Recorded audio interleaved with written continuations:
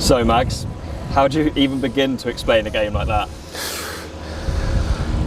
Incredible really, I mean great for the neutral I guess. I said last night that everyone thought it was going to be a bit of a formality, 80 odd runs, but on that wicket with Somerset's attack, how they bowled in the first innings, we knew we had to get through that first half an hour unscathed, and before what was 6 or 7 balls in, we're 3 wickets down or something silly, so that set the tone of the morning, and it ebbed and flowed. It looked like Somerset were going to wrap us up, then we had a little bit of a fight back, but to knock them off 9 down, you know, it could have gone either way in the end, but obviously we're delighted to get the points in at the end of the day.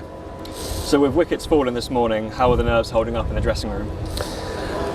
Yeah, I mean look, when they go like that there's going to be a few nerves floating about, but we chatted this morning in the team meeting and we said, you know, someone's going to have to get together and put a winning partnership together. We know they're a superb attack and we're going to be under periods of pressure, and we were. They kept us under pressure all morning, so I think Wheats and Adam Rossington, they just steadied the ship a little bit, and then I thought Shane Snater coming in and looking to play a few shots, and Rosso's innings were magnificent there. He showed all his class, composure, and even though it went down to the last wicket, you know, I think his innings stood out there.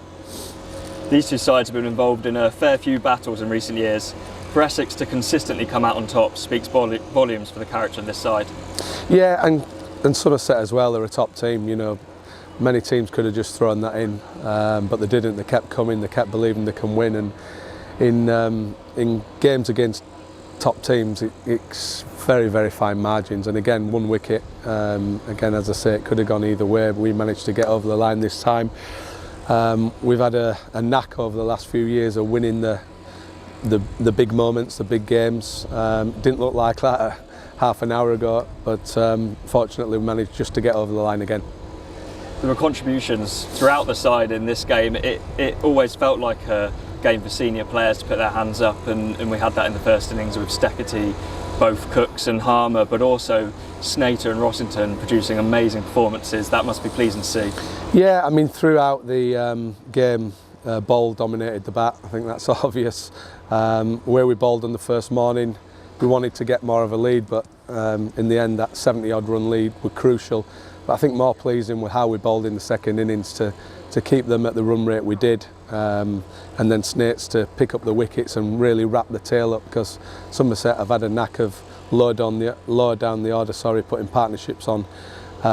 You know, even though we're a testing chase, I think to chase 80 on any innings, on any wicket, you'd take that on the last day.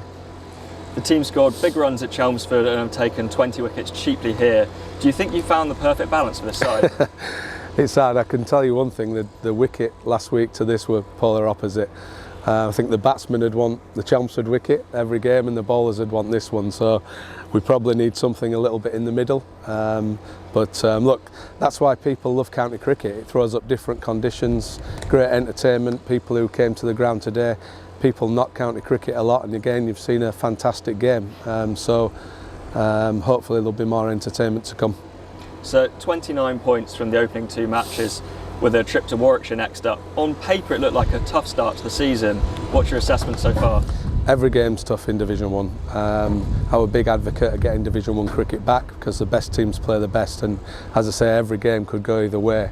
Saw that last week with Kent, saw this Somerset and Warwickshire are champions, so it's going to be a tough game. They keep coming, but we've just got to be ready for every challenge. It gives us an extra day or 2 off now. We've just got to be ready for Thursday in Birmingham.